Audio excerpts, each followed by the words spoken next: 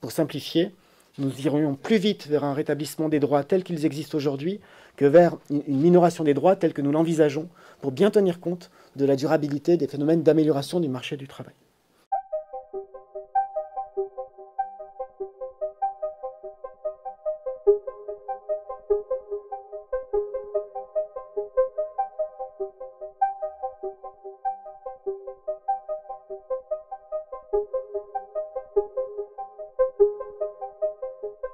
Le premier, pour vous dire quels sont les indicateurs qui ont été retenus pour que dans l'année qui vient, nous puissions caractériser une situation comme favorable ou défavorable.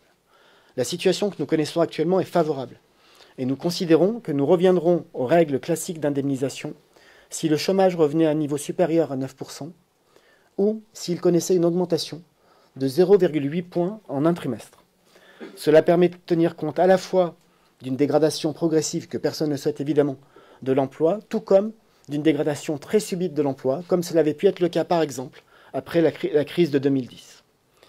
Je tiens aussi à préciser que si nous devions connaître plusieurs mouvements dans l'année, ce qui est peu probable, mais autant se préparer à toutes les solutions, le passage à une situation considérée comme dégradée et permettant de revenir aux conditions d'indemnisation précédentes serait déterminé tel que je l'ai indiqué. Par contre, un éventuel retour à une situation favorable se mesurerait à l'échelle de 3 trimestres.